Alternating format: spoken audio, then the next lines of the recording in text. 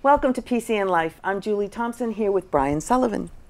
On this episode of PCN Life, we have Marianne Leone on set to talk about her latest book, Ma Speaks Up. And I stopped into the King Caesar house in Duxbury to check out this year's festive Christmas designs. But we're going to start our show at UMass Boston, where students and professors at the Fisk Center for Archaeological Research at the University of Massachusetts Boston have spent recent summers digging up artifacts that seem to tell us a lot more about the original Pilgrim settlement. We covered the story a few years ago, but our reporter Walter Cicchetti from PCN recently went to the lab at UMass Boston to get us an in-depth update. For the past several years during the summer months, you may have noticed people digging on Burial Hill in Plymouth. No, they weren't digging up bodies. They were searching for evidence of the original Pilgrim settlement. Because the area where the original settlement was established has been built up, finding the settlement has been a challenge, said archaeologist and professor Dr. David Landon of UMass Boston's Fisk Center for Archaeological Research, who has been involved since the start in 2013. We kind of systematically worked our way down the edge of Burial Hill along School Street, and then got to the point where we were in fact finding some artifacts that were from the period we were searching for. The archaeology students who were involved in the dig during the summer then get to take the items that have been found back to the lab to study them.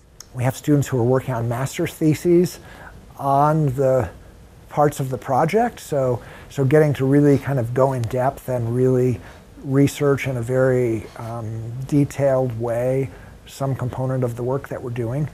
And it's also a lot of the students really like the archaeology in the public eye. Both native and English buildings were built by putting posts in the ground. And when the buildings are gone, dark soil stains remain, showing the outlines of buildings and yards. So we can recognize native structures by the association with native native artifacts in conjunctions with post holes. And we've, in part of this area on Burial Hill, have found some very nice kind of early 17th century artifact deposits in association with some of these features that have helped us kind of identify this as part of the original settlement. In our digging so far, one of the things that's been really interesting is any place we're finding European pottery, we're also finding fragments of native pottery. Exchanging with native people and getting access to material that's very hard to get from England certainly would make sense, and is one of the kind of questions, the kind of material life questions that we can get at through the archaeology. Under certain circumstances, instead of just regular digging, we're just scraping the soil straight into bags to bring back to the lab. That gives us the opportunity to use kind of specialized methods to see if we can recover things from the soil that aren't readily visible while we're digging. The soil will be analyzed for organic material, like seeds and charcoal, to learn more about the changes from the arrival of the colonists. One of the big discoveries from 2016 was part of a calf believed to be buried in a pit. We thought maybe that there was some kind of unusual reason why this animal had been buried. Maybe the animal was sick or had died. It was obviously a calf. Maybe it had been killed by wolves, or maybe there was some reason it didn't get eaten, because it appeared as if a big portion of the skeleton was buried without being kind of cut up and consumed in the way that we would normally expect. In the lab, when we brought that back, we actually kind of did a really detailed analysis for those bones. No signs of disease, no wolf chew marks, but instead lots of actual fine cut marks on a bunch of the bones. So it really seems like what we found was an animal that had been partially butchered and then kind of filleted, where they cleaned a lot of meat off part of the skeleton and then took a big chunk of the skeleton and buried it in a pit to throw it out and get rid of it. You know, this is an example of the way we kind of change our thinking sometimes when we bring stuff back to the lab and have the chance to kind of work through and think it through. Our ability to really look at all of these bones kind of changed the way we thought about what we had found. As the artifacts are collected during the dig, the cataloging begins, according to archaeologist Dr. Krista Baranek of the Fisk Center at UMass Boston. The artifacts arrive in Boston and are extensively cataloged, cleaned, and analyzed.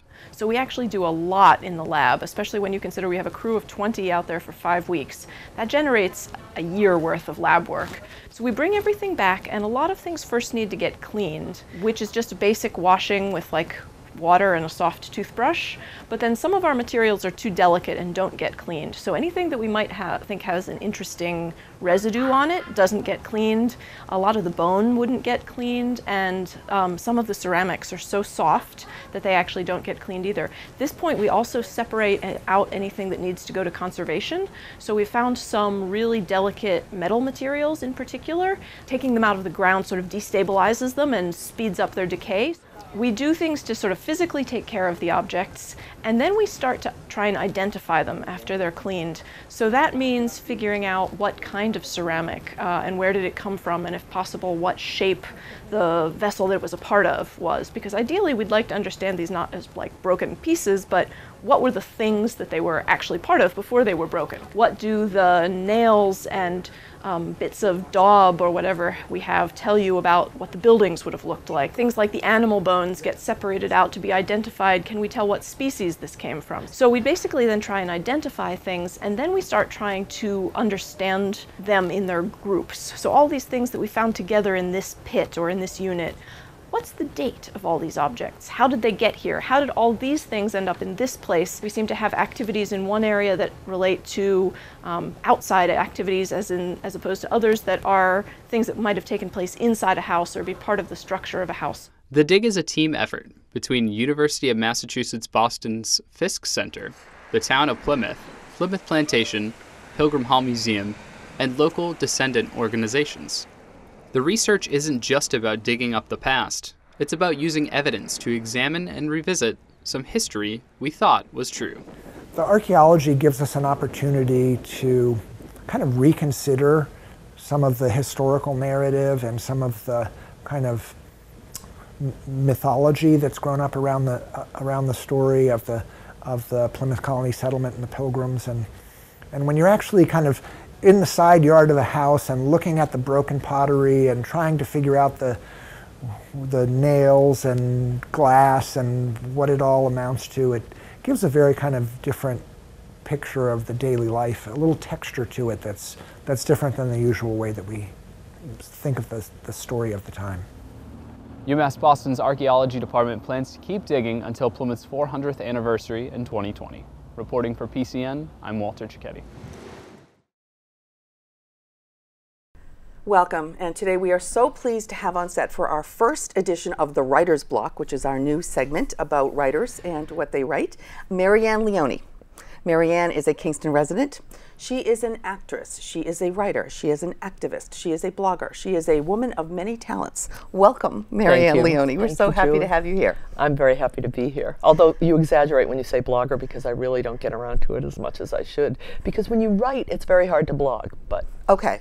Well, you've done some, because I've read them, and they're great. We're going to talk today, well, about your acting. In case she looks familiar, you were on Sopranos. I was, for but 4 I was seasons. a brunette then. And you played? Joanne Moltisanti, who was Christopher's mother. Christopher's mother we have on set. But today we're going to talk about her book, Ma Speaks Up, and a first-generation daughter talks back, and it's all about your mother and your upbringing. I love that talk back, because that was what I said every week in confession. I talk back to my mother. So, Therefore the name. Yes. What I found fascinating about this book, and I read this book, is it's a bunch of chapters, and the chapters actually can stand alone by themselves. Some of the titles of the chapters are just a riot. The Official Story, Ma Speaks Up, Holiday Shores, Ma's Rules for the Church, Nice Like a Prostitute. Now, can you just explain the nice like a prostitute? You know, my mother was, and this is interesting, most mothers are holding their daughters back today from, you know, dressing and bearing their bellies or whatever. My mother was horrified because I wore sloppy black tops and jeans that trailed in the dirt, and I wore big, huge, voluminous flax sundresses, and she was just, what is wrong with you? Why aren't you showing what you have? So one day I actually, she was babysitting our child. She was always worried that my husband would just give up because the flax sundresses. So one day I wore a form-fitting dress, and then she babysat, and she said to me very approvingly, "You're looking nice, like a prostitute." And I didn't know how to take it. I thought, does she know what that word means? Or maybe she does. Yeah, She's, yeah. But she was a voluptuous dresser herself. She was. And Yes. she played had to her- class, but she really, she played to her charms. To her charms and what she Yes. had. So the book tells really about her life and then your relationship with her all growing up. Yes. Which any daughter can relate to who has had a mother. Yes. What I find so striking about you is how you write. Like, if I may quote from one of your chapters called Ma Speaks Up. You said, Ma had only one weapon in her quiver. It was silence. My mother, aggrieved, collapsed star silence, held untold reserves of galaxies in its dark and limitless heart. This deep space silence could go on for days, pinging bursts of pain back and forth between us, like gamma rays, leftover energy from the Big Bang argument that started it all in the first place. Thank you for picking that paragraph. And I will tell you something. Andre Dubus, who is a writer I admire very much because he wrote House of Sand and Fog, he wrote Townie, he's a wonderful writer and a generous writer, was a first reader of this, and that's the paragraph that he read picked back out? to me and said, that's so this funny. paragraph, Marianne. So, But it's so true because So that's how, cool. when mothers give you silence, when your Oh. parents give you the silent treatment, that's the worst. Yell at me, scream at me. truly. And your mother did that. Oh, she was an expert at it. Yeah. She was really good. Another thing when you talked about your brother. Now tell a little bit about the peanut. Well, my brother was, the principe because he was the Italian boy in the family and the first boy. And I didn't realize it at the time because I was only not that much older than him. And he was like about 2.5 and I was 5.5. And I think I was unconsciously trying to kill him. So over and over again. So the adults were in the other room and there was a bowl of peanuts and I showed him how I tossed them in the air and caught them in my mouth, and then he caught one in his lung and turned blue. So it was almost as if my 5-year-old wish came true, and then I was horrified and terrified. So That you had hurt him. Yeah. And the way you put it is, before his arrival, speaking about your brother, I had been the storied, long-awaited first child, but the golden era of me lasted only 3 years. I had been usurped by my brother's arrival, my crown snatched, my princess reign curtailed. I no longer basked in the beam of my father's sun. My mother, too, had receded, bedazzled, drunk on my brother's beauty, his curls, his happy baby chortles. It's true. And any older sibling feels that way about when the young one comes along. And not only that, he was beautiful. He was physically beautiful, and he had a great personality. He was happy. I was kind of a maudlin child and kind of the ghost child you see in the background, and he was everyone delighted in him. He was a happy little soul. Yes, yeah, so- yeah. But the way you describe these people in your lives and the situations in your lives is just, it's so funny. And yet it's so heart-wrenching because anybody can relate to it. Oh, I'm really happy to hear that. Yeah, because and- it's a specific situation, but I was hoping it would be universal too. Oh, it absolutely is. Another thing is your mother, who had always been a stay-at-home mom, and your dad owned He owned a working man's bar. He owned the kind of bar that had the TV up in the corner.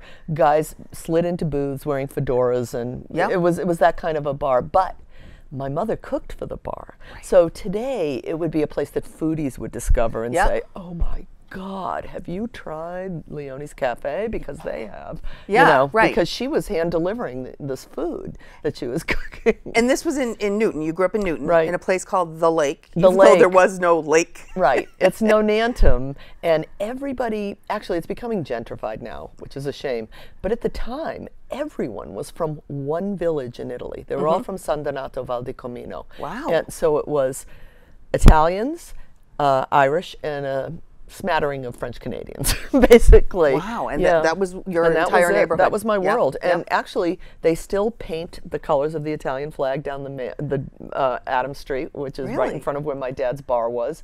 And they still carry the La Madonna del Carmine. So that tradition stayed. Yeah, Yeah. they've got it. It's like the Bronx, places in the Bronx Yeah. or Brooklyn that still do that. Yep. Yeah. And your dad unfortunately died He young. died very young. He Yeah. died at 50, yeah. And then left your mom. My mom was widowed at 43. Yeah, and, that's young. This is where your empathy comes in later, and you realize at the time I was like this horrible 15-year-old who was just like, ugh, what's wrong with her?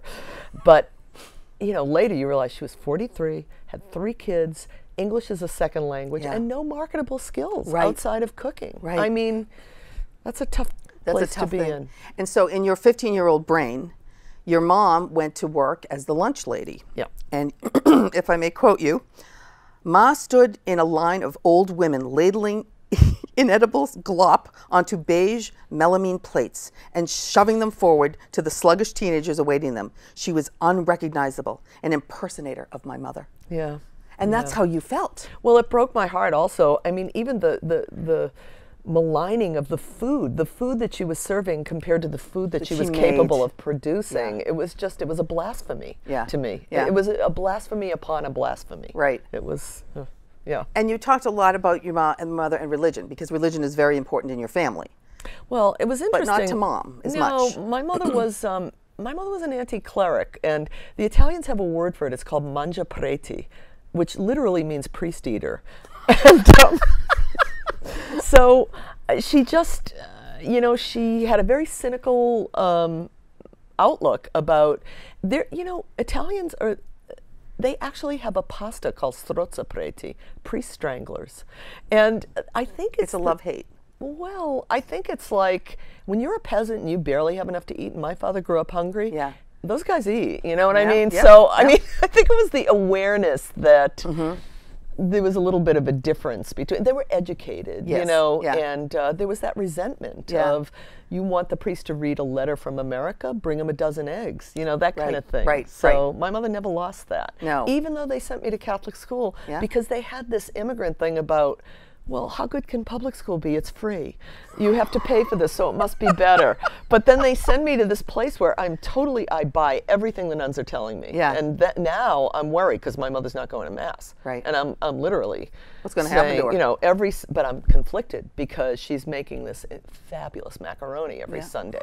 She's rolling out this hand-cut pasta that I have never been able to duplicate. Because you're right it's about so that. thin. Yeah. And the whole time I'm saying, you never go to church. Yeah. She's saying, no, Mother's not have to go to church. Mother's going to make the macaroni. And I'm thinking, but you never even go to confession. Hey, I got to tell my sins to some guy. I'm like, it's not a guy. It's a priest. She's like, go.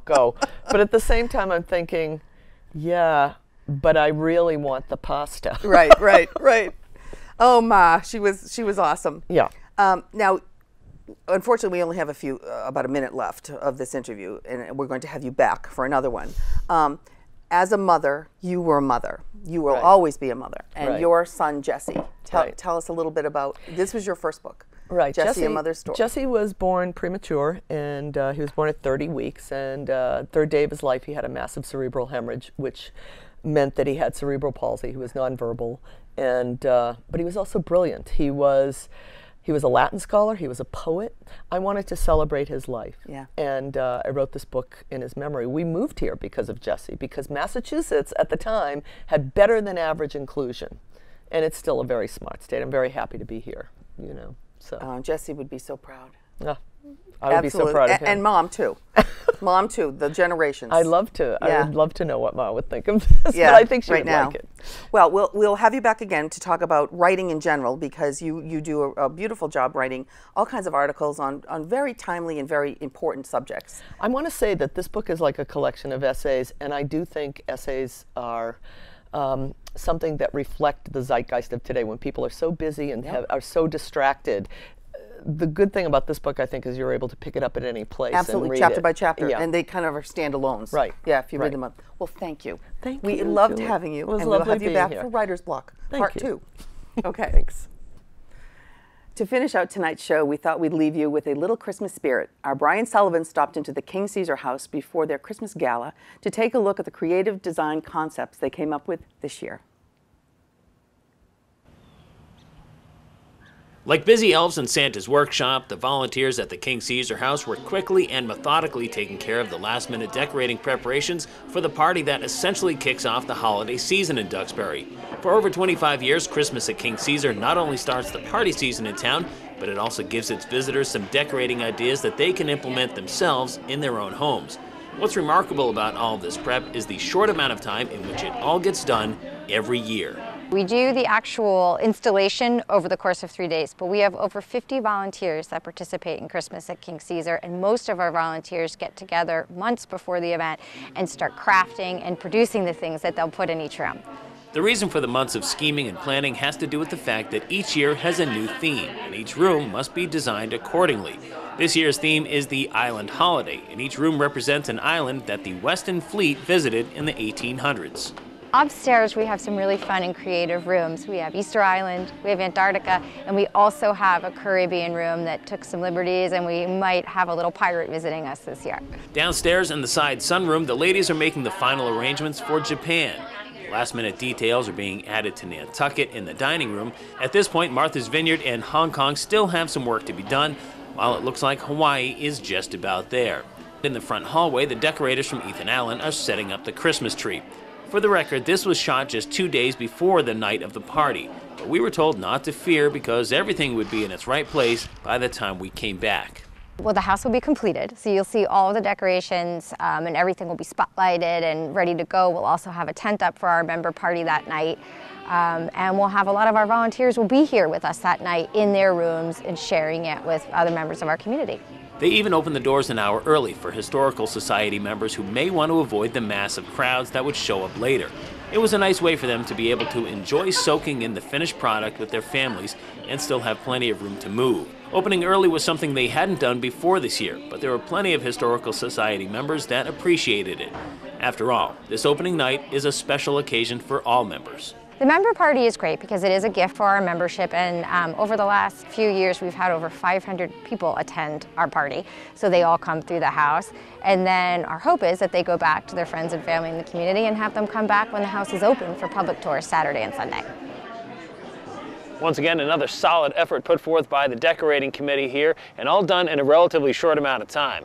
Speaking of time, I should probably get out of here pretty soon because it won't be long before this place is too crowded for even me. Reporting from the King Caesar House in Duxbury, Brian Sullivan for PCN Life. Brian, that was a wonderful story.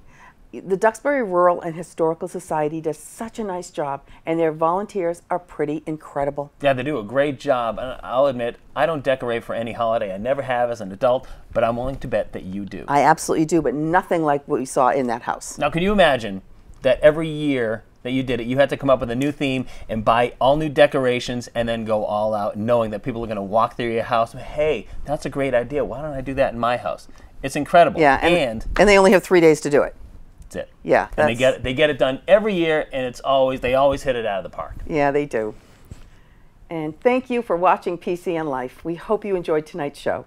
You can find out more about PCN Life at PACTV.org. Each story is also on YouTube, and you can follow us on Instagram as well for more behind-the-scenes info on all of our stories. We will see you in 3 weeks for another PCN Life. Merry Christmas, and we will see you next year.